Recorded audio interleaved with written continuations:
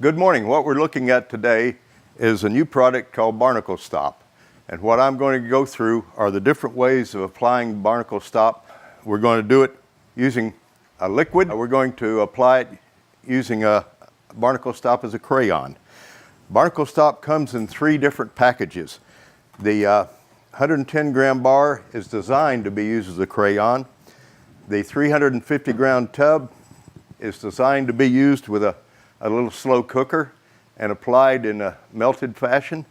And then the deodorant applicator is designed for the do-it-yourselfer and primarily designed to use underwater. What we're going to do first is we're going to apply Barnacle Stop to a crab trap. And this is a crab trap, never been in the water, and next week it'll be in the Palmasola Bay right back here behind me. One of the things we recommend with Barnacle Stop is that you warm a surface. And when we warm the surface, we're not talking about getting it really hot. We're talking about just slightly warming it. The product's going to adhere, and it doesn't take much.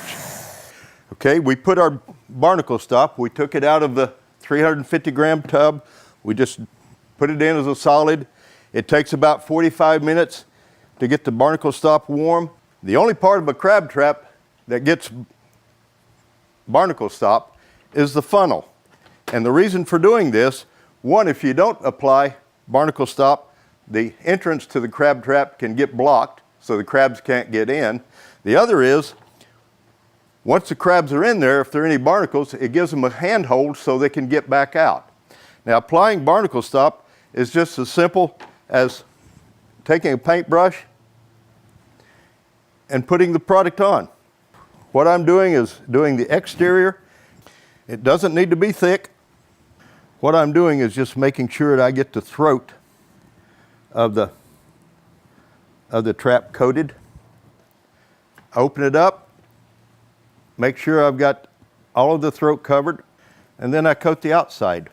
The thing to remember with Barnacle Stop is any part that you don't have coated will not be protected.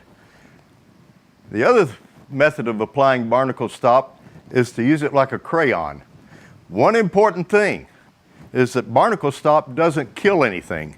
So before we start, either underwater or out of water, we've got to make sure that the surface is clean.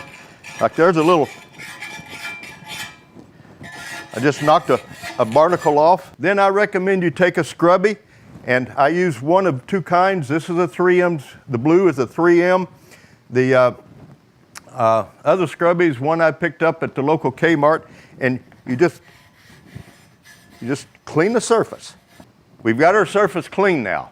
If we were working underwater, of course we would have gloves on, and I recommend you wear latex or rubber gloves anytime you're working with Barnacle Stop. Is when you're using it, do not touch your eyes. But Barnacle Stop bar can be used just like a crayon, and it's applied just like a crayon. You just take it and coat the surface. And actually, when you're underwater, this is a little more obvious than it is out of the water. But you coat the surface like a crayon and just go completely around the propeller. Make sure you get the hub and flip it over. One of the questions I'm asked is, how long does Barnacle Stop last? Well, that depends. If we're putting it on a propeller and the boat is used often, it's not going to last as long. What I'm getting with my trawler is 2 or 3 months. Now, if it's in a static situation, like you apply Barnacle Stop to the water line of a boat, in my case here, and we're just off of the north end of Sarasota Bay, on my boat, I last treated it September 2014. Today is October 2016. I went on the boat last week, started up the engines, started up the air conditioner. Water flows perfectly through the through holes that I treated a little over 2 years ago. How long does it last? The answer is we don't know for sure, but we do know that it lasts at least 18 months.